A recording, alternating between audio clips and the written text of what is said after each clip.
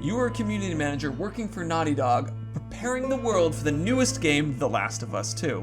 And oh no, the game's story's been leaked, and the game needs to be delayed. How do you communicate this to players, dear viewer? What things would you do to solve the problem? Alright, so what are the factors that you need to consider? Now, a lot of times delays are a bit of a mixed bag. Some players will use this Miyamoto quote and say, it's okay for it to be delayed because it's better for the game to be good than bad and need to get patched later. On top of this, some players will be more willing to take this approach if they trust you as a company. Naughty Dog made an amazing game before this called The Last of Us, and that game was so good that players are more likely to trust them that they will make a good game even if it needs to be delayed.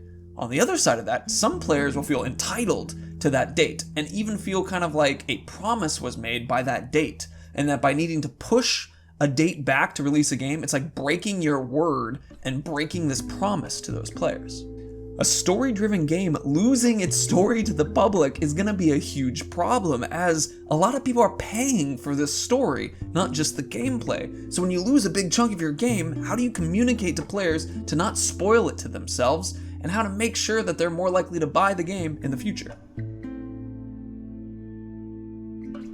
People are crying SJW garbage, and there are these fans of the first game that are really upset in the new direction that the story took because they spoiled the game for themselves, and they kind of have this misogynistic gamer boy mentality where they get really upset about the idea of these strong female characters. I mean, we even see examples of them looking at the body mass of some of the characters and saying this is impossible without really acknowledging the fact that it's both a video game and a zombie apocalypse fantasy thing. So you can't really explain it to them. And now on the other side of the spectrum, people are worried that for gay women, they'll be poorly represented in the story. And so LGBTQI+ challenges and things that exist will be poorly done, and that will hurt marginalized groups in the current society. That's another issue you have to acknowledge. All right, now think about what you would do, dear viewer, and feel free to pause the video to think about it. And if you want, write it in the comment down below to show us what you're thinking, because I want to read some of your ideas and talk about some of the strategies that you have. Oh, and if you write it and then change your mind after watching the rest of the video, do an edit. I'd love to see how it changed. And then when you're ready, come on back and finish the video. All right, so what did Naughty Dog do? So, yeah, it's not a lot. They basically said, please don't spoil yourself, and please don't spoil other people. Now, while that seems pretty low effort, it probably took a long time and a lot of people to make this comment.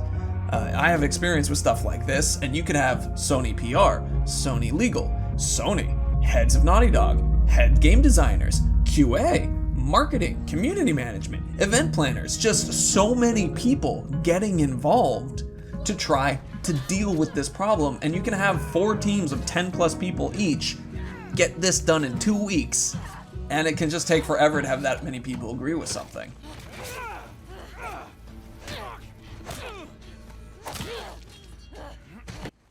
Now, it's also really close to the game launch, and so you don't really have a lot of wiggle room. It's like a giant ship that's just can't turn in time, so you just keep barreling forward because what are you gonna do? You can't necessarily release new content. A lot of content's been promised to IGN or Game Informer or content creators because you give them this new content early so that they can make stuff about it, draw interest to their shows,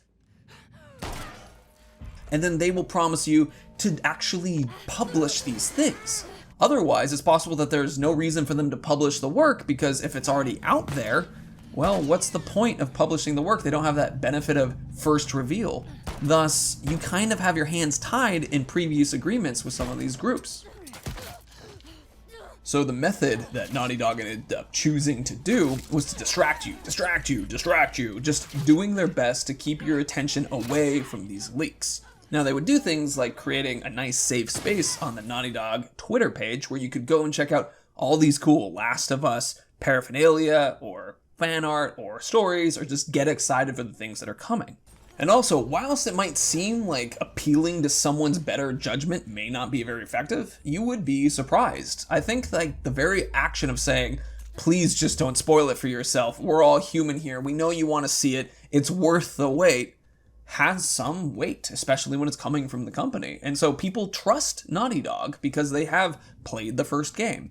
Thus, those people who are willing to wait were able to do so because they felt trust in the company. All right, so here's a way that I think I can make it better.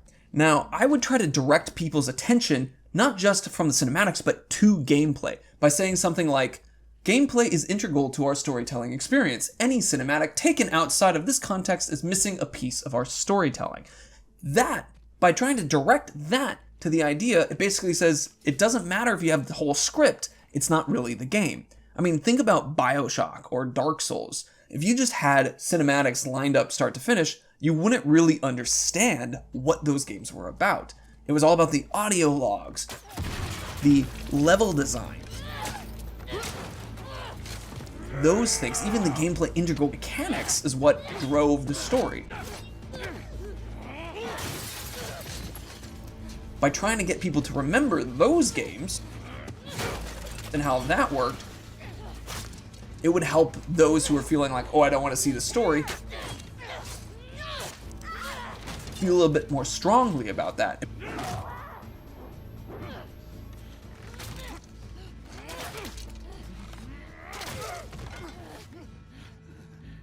People who are upset about the story feel a little bit less sure if it actually is something they should be upset about because they haven't played the game and thus they missed a big portion of the story. All right, so did this work? Well, it sold 4 million copies in 3 days. The fastest selling game before this was Spider-Man, and it sold 3.4 million in 3 days. So yes, it absolutely was an effective selling of this game. And it has an incredibly high Metacritic rating, which really shows that the game was well designed and it was worth the wait. You'll notice as well that the user score is really low, and whilst that can demonstrate a problem of miscommunication and between critics and the community, there's actually a good lesson and story behind this when you consider the amount of sales the game has. So remember that a lot of the people who were initially upset were the SJW bad groups of people, and they're the types of people who would, review bomb because they're upset that the game isn't exactly the way that they wanted it. So for one, as community managers, those people tend to break a lot of rules. They tend to not be inclusive, they tend to use bad words, and they tend to be very mean in conversations. And so normally you have to ban these people from forums or online experiences or multiplayer anyway. So by having these people opt out in the beginning by just not buying the game is actually really helpful in doing some of the work that a community manager would need to do in order to clean up the community itself. Another thing is that it has a bit of a value signaling. You see, you have these people who are telling everyone that SJW is bad, and that tells the correct people, the people you want to buy the game because they provide marketing for you. By identifying themselves as a separate sort of counterparty to what people want in The Last of Us, people who actually want SJW good, for example, will know that this game is going to be better than what these people think. And since there's the trust of Naughty Dog, it actually creates this really interesting positive marketing cycle of the people that you want to buy the game who will like the game, hearing about the game because the SJW bad individuals are letting everyone know about all the positive things in society and social benefit that exists in the game by saying that they don't like it.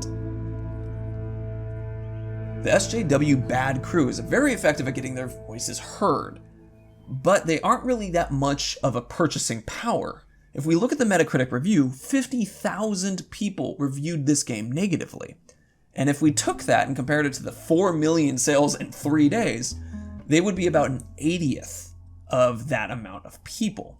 Thus, we're assuming here too that none of these reviews are one person making multiple accounts, which is very easy to do for an organized review bombing thing to occur. So even assuming that these are all individuals who disliked the game for whatever reason, they are still an extremely small number of people in a very short window of time. I haven't read any LGBTQIA+ review of the story, as I've been trying to avoid spoiling The Last of Us 2 story for myself, but it's important to take that criticism in mind, and because the game did so well, it is important to imagine that Naughty Dog will take that criticism and improve the next games that they make based off of what they learned on what society and people want. This is one of the first games that really features a lesbian main character. And so by doing this, it's important to now take the feedback from the communities on how to make a better character. Hopefully they would have been able to do that earlier, but I haven't played the game yet, so I actually don't know if the storyline is really struggling or not. All right, I look forward to seeing your strategies. What did you come up with to solve the Naughty Dog issue of releasing an entire story in a leak? God, someone lost all the sleep for that week.